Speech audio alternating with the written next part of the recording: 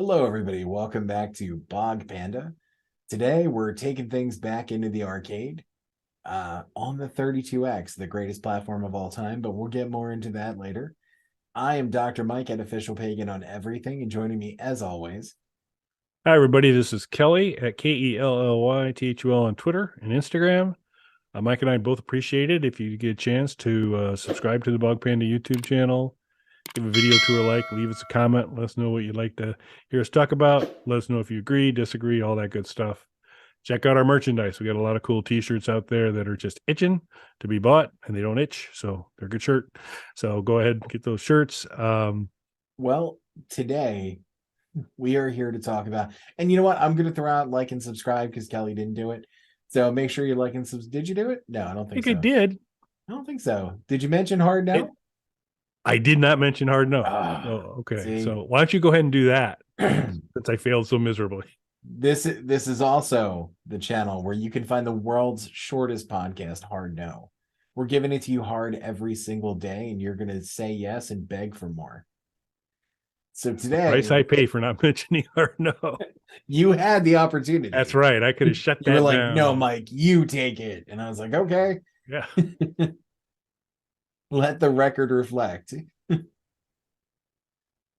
Today, though, we're here to talk about one of the greatest video gaming platforms of all time, 32X. Kelly, tell everybody why you are a 32X guy. Because you told me I am. So, Exactly. That's all you need to know. Good night, everybody. No.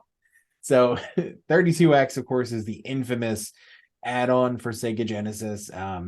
That and Sega Saturn were being developed at the same time between the two different arms of Sega, Sega of Japan, Sega of America, basically competing with each other. Hey, guess what? That wasn't a great idea.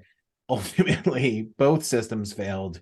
It tarnished their reputation. It gave people a lot less confidence in the company, which hurt the Dreamcast, their follow up in the long run, which ended up becoming their final console before they got into the mini console market in recent years. But 32X, I'm a big fan of it personally. One of my favorite games for it was the 32X port of Mortal Kombat 2. So, Mortal Kombat 2, of course, made it to every platform essentially that would take it from Amiga to Game Boy, and of course, Genesis and Super Nintendo.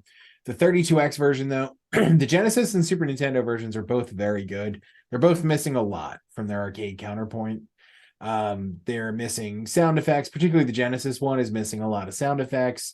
It didn't have sample-based sounds the way that Super Nintendo did. Both of them are missing a lot of animation and things like that. The things you'd expect to be cut down when you get a home console port of an arcade game. The 32X edition, though, added nearly everything that was missing back into it.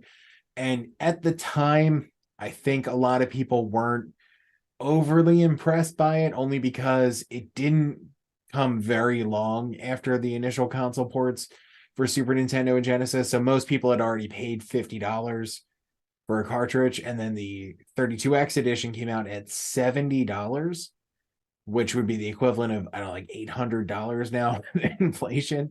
So it came out with a particularly steep price tag, and like 6 months after you just paid $50 for it for your regular Genesis. So I think some people were annoyed by that at the time, and anything less than an absolutely perfect arcade port was just not going to cut it for some people to put an additional $70 out for it.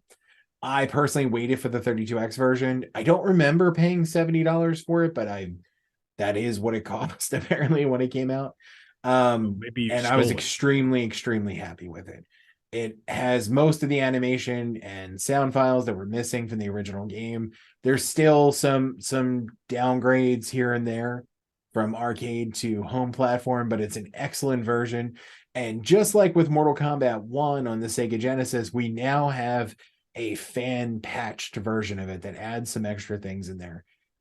What are your thoughts on this? What are your thoughts on this idea of these homebrew patches for existing games? I'm a big fan. I think it's really cool when you've got folks that are kind of passionate about it and come and find ways to either address shortcomings in a version of a game or to extend it out or add a little bit of extra goodies. What I so you can do it. You can just do a lot of things with it that end up in many ways making the game more enjoyable for a larger audience. And so, at least my sense with this one in particular, there were things around kind of the core difficulty level to be able to do combinations and some of those types of things. In the patched version, is a little more maybe lax on the timing, or so it's a little easier to kind of get some of those really big combos in to do some things, as well as the ability to do cheat codes, which I'm always a fan of personally. But cheat codes, and then just to also be able to make some adjustment to, if the game is just, if you just can't seem to make any progress, and you can do something to slightly change the gameplay so you've got a better chance to move on. I'm a big fan of that, and I just have tons of respect for the folks that have the ability and knowledge and skill to take what's already something that's great and to make some changes to it that, to me, it just had the potential to extend it to a larger group of people. Yeah, absolutely. I think this is really cool. To me, I haven't played this yet. It doesn't seem like the kind of overhaul that we saw fans do for the arcade edition of Mortal Kombat 1 with the fan patches for Sega Genesis. And part of that too, like we mentioned, is because this is 32X. It had a lot more of the content. It didn't need to be pared back as much.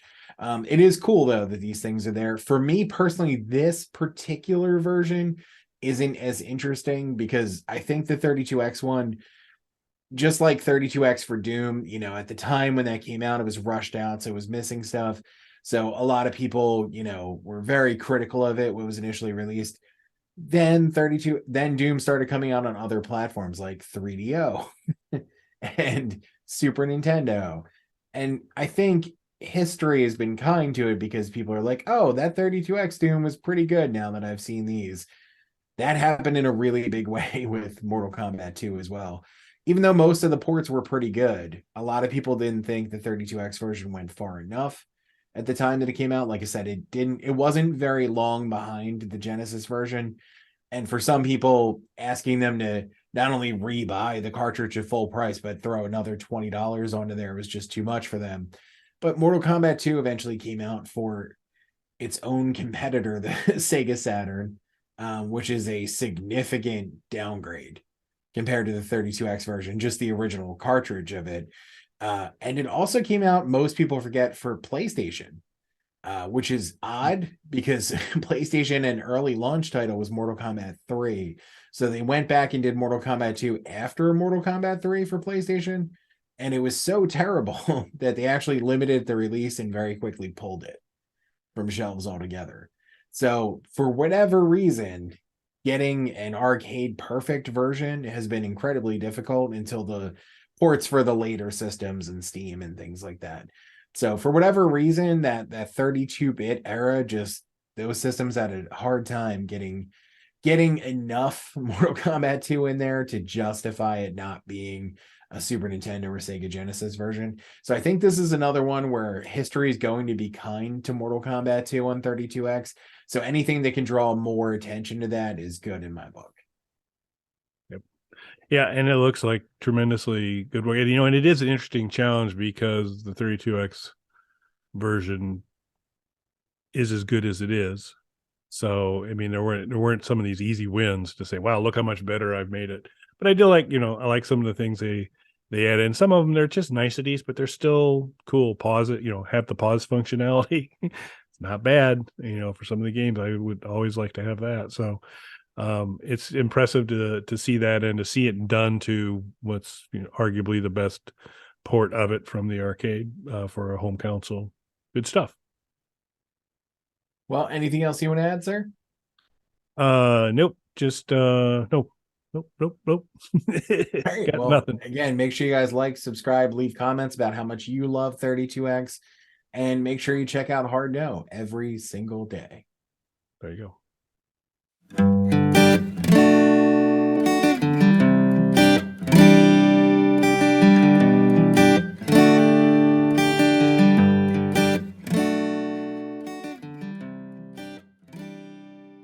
Bog Panda.